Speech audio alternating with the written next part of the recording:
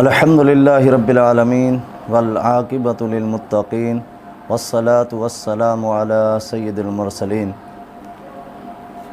اعوذ باللہ من الشیطان الرجیم بسم اللہ الرحمن الرحیم رضی اللہ عنہم ورضوا عنہ اولئک حزب اللہ الا ان حزب اللہ هم المفلحون۔ آج معاشرے کے اندر ایک آواز بڑی تیزی کے ساتھ گونج رہی ہے، گلی گلی، کریا کریا، بستی بستی، نگر نگر، یہ آواز کہ صحابہ کرام رضوان اللہ علیہم مجمعین کے متعلق ایسے نازیبا جملے کہے گئے۔ یوں تو ہمیشہ یہ چلا آ رہا ہے صحابہ کی گستاخیاں مختلف انداز میں، لیکن اس سال کچھ زیادہ ہی کھل کر صحابہ کی مخالفت کی گئی اور گستاخی کی گئی، ایسے نازیبا جملے کہے گئے۔ پہلی بات تو یہ ہے، صحابہ کا جو مقام ہے، جو شان ہے، جو عظمت ہے، وہ مسلم ہے۔ ان کے کہنے نہ کہنے سے کوئی فرق نہیں پڑتا، ان کی عظمت میں، ان کے مقام میں، ان کے مرتبے میں کوئی کمی نہیں ہے۔ جو اللہ نے ان کو مقام دیا ہے اور وہ کیسے عظیم لوگ ہیں، ان کی عظمت میں کیسے کمی ہو سکتی ہے؟ جن کو پسند کیا، جس کو چنا، اللہ رب العالمین نے اپنے پیغمبر محمد کریم علیہ السلام کے ساتھی بنائے، ان کی شان میں کیسے کمی ممکن ہو سکتی ہے؟ جن کو رضات کے سرٹیفکیٹ ملے، رضی اللہ عنہم ورضوا عنہ، کہیں اولئک هم الراشدون، اولئک هم المفلحون، اولئک هم الوارثون، اولئک هم المؤمنون حقا، اللہ نے ان کو اپنی جماعت کہا ہے، اولئک حزب اللہ۔ اس سے بڑھ کر اور کیا چیز ہو سکتی ہے؟ یقیناً ان کا مقام ہے، یقیناً ان کی شان ہے، اور تمام صحابہ کرام رضوان اللہ علیہم مجمعین، ہر ایک کی مقام ہے، ہر ایک کی شان ہے، اور بالخصوص چند صحابہ کے نام لے کر ان میں سیر فہرست سیدنا ابو بکر صدیق رضی اللہ تعالیٰ عنہ کی شان کے بارے جو گستاخی کی گئی، میں تو یہاں تک کہوں گا کہ ان کی شان ایسی نرالی شان ہے، جس طرح یوسف علیہ السلام کو اللہ نے نبی بنایا، یوسف کا باپ بھی نبی، دادا بھی نبی، پردادا ابراہیم بھی نبی، 4 پشتوں پر اللہ رب العالمین نے انہیں نبوت اور رسالت کا تاج اور تمغہ عطا فرمایا۔ ایسے ہی ابو بکر صدیق رضی اللہ تعالیٰ عنہ، باپ بھی صحابی ہیں، ابو بکر صحابی ہیں، ابو بکر کی اولاد صحابی، پھر اولاد کی اولاد بھی صحابی رسول ہے۔ 4 پشتوں تک اللہ پاک نے ابو بکر صدیق کو صحابیت کا شرف عطا فرمایا۔ یہ کوئی معمولی مقام ہے؟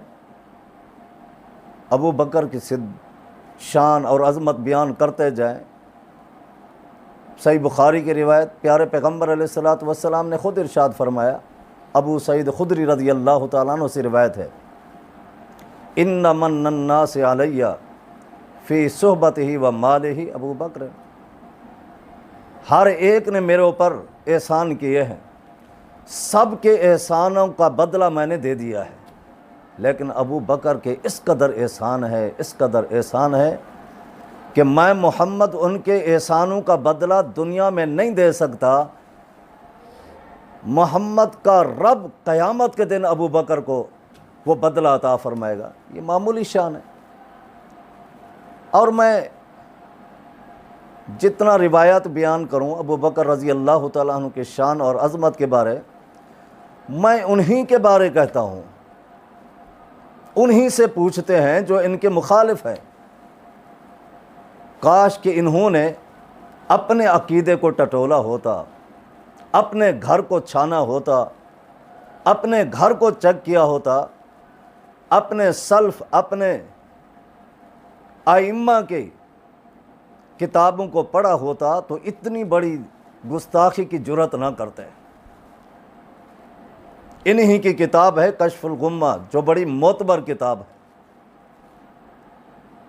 ایران کا چھاپا ہے، دوسری جلد، صفحہ نمبر 147 میں۔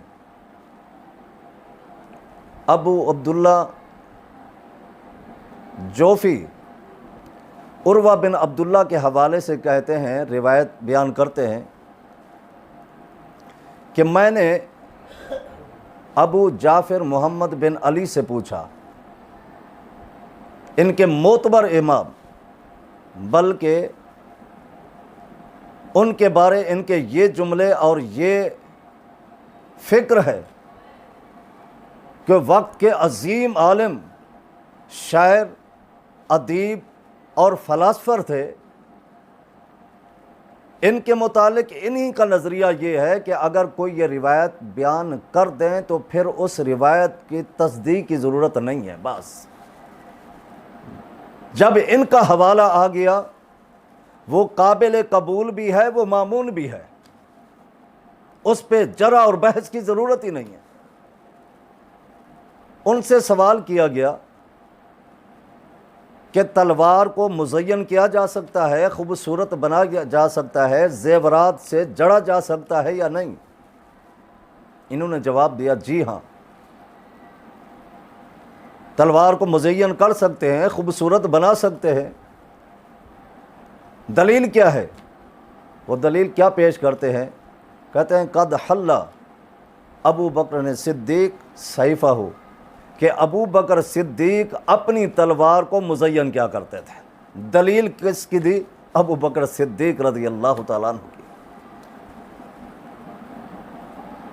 راوی ایک دم چیخ اٹھا کہ امام صاحب، کیا ابو بکر صدیق کو آپ صدیق مانتے ہیں؟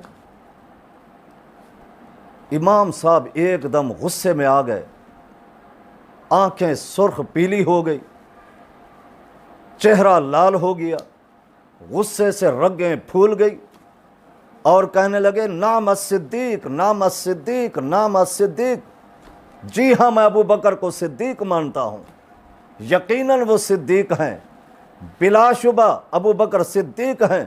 لم یقل لہو ابو بکر صدیق، جو ابو بکر صدیق کو صدیق نہیں مانتا، فلا صدق اللہ لہ قولا فی الدنیا والآخرہ، اللہ رب العالمین اس کو نہ دنیا میں سچا کرے نہ آخرت میں سچا کرے۔ انہی کی کتابیں جو معتبر کتابیں سمجھی جاتی ہیں،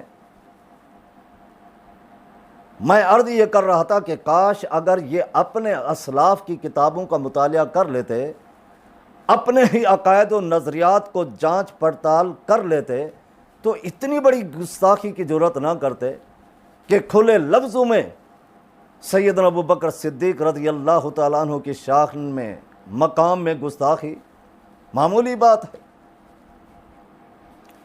اس کی کئی ایک وجوہات ہیں، ان وجوہات میں ایک وجہ یہ بھی ہے، اس طرح آزاد چھوڑنا یہ حکومت کی ذمہ داری بنتی ہے کہ کچھ قواعد اور کچھ پابندیاں، کچھ اصول بنائے، کچھ قانون بنائے کہ ہر ایک کو اس طرح، اور ہر ایک کے مختلف نظریات ہیں، ان کی عزت کو مجروح کرنا، کوئی ایسے قانون بنائے جائیں، ایسے سخت قانون بھی بنائے جائیں، اور یہ صرف قانون نہیں، کیونکہ قانون تو بنائے جاتے ہیں لیکن ان پہ عمل نہیں ہوتا، قانون بھی ہوں، سزائیں بھی ہوں، اور ان پر عمل بھی ہو، اور سخت ترین سزائیں دی جائے کہ آئندہ اس طرح کی جرات کوئی بھی نہ کرے۔ عظیم شخصیت، ان کے بارے اس طرح جملے، یہ ہماری حکومت سے درخواست بھی ہے کہ اس طرح کی جرات اور اس طرح کے جملے کہنے کی اجازت نہ دی جائے، پابند کیا جائے،